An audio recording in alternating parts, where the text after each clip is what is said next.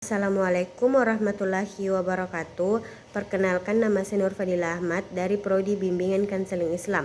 Dalam video ini saya akan menjelaskan salah satu gangguan kepribadian dalam Islam, yaitu riya.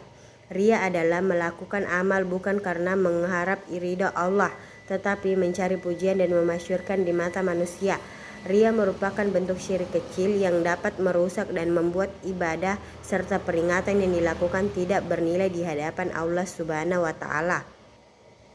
Ada sebuah kisah, ada seorang ahli ibadah membaca Al-Quran surat Taha pada waktu subuh.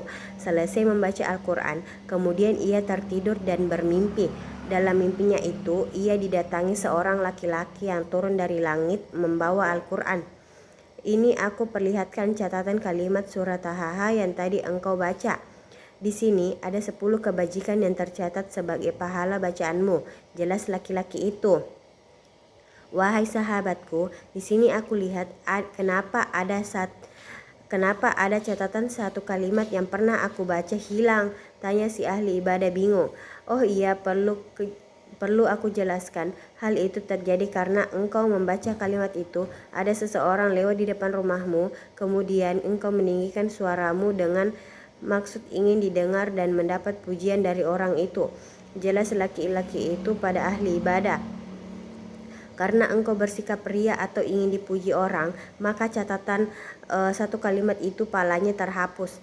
Tambah laki-laki itu. Sang ahli ibadah itu langsung teringat dengan kesalahannya itu. Saat itu, ia langsung bertobat menyesali atas kesalahannya. Ternyata, sikap ingin dipuji itu bisa menghapus kebaikan seseorang. Secara umum, dampak negatif riya bagi pelakunya yaitu sulit mendapatkan hidayah, 2. Selalu resah dan gelisah, 3. Kehilangan kehormatan dan wibawa, 4. Hilangnya pengaruh pada orang lain, 5. Lemah dalam menyempurnakan amal, 6. Terbongkar keburukannya di dunia dan akhirat, 7. Terjerumus pada ujub, gurur dan takabur, 8. Hancurnya amal baik, 9. Mendapat siksaan berat di akhirat. Adapun cara mengatasi perilaku riya.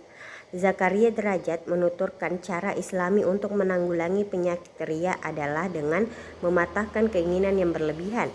Hal itu hanya dapat dicapai dengan rendah hati, sekaligus menumbuhkan kesadaran dalam jiwa bahwa Sang Pencipta dan Pemilik alam raya adalah Allah. Dirinya tidak dapat berbuat sesuatu kecuali dengan izin Allah.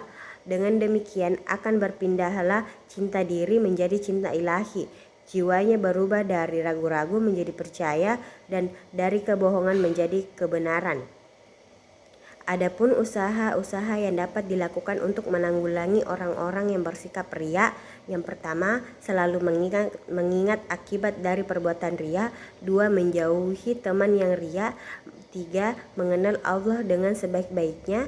4. Melatih dan mendidik diri. 5. Bersikap lembut kepada orang lain. 6. Selalu berpedoman pada etika Islam. 7. Membaca kisah orang yang riya. 8. Meningkatkan pengetahuan tentang keikhlasan. 9. Memohon perlindungan kepada Allah. 10. Selalu mengingat qada dan qadar. Dan yang terakhir, introspeksi diri. Adapun dalil tentang perilaku riya terdapat dalam surah An-Nisa ayat 38 yang artinya, dan juga orang-orang yang menginfakkan hartanya karena riya kepada orang lain atau ingin dilihat dan dipuji, dan orang-orang yang tidak beriman kepada Allah dan kepada hari kemudian. Barang siapa menjadikan setan sebagai temannya, maka ketahuilah dia, setan itu adalah teman yang sangat jahat. Sekian dari saya. Assalamualaikum warahmatullahi wabarakatuh.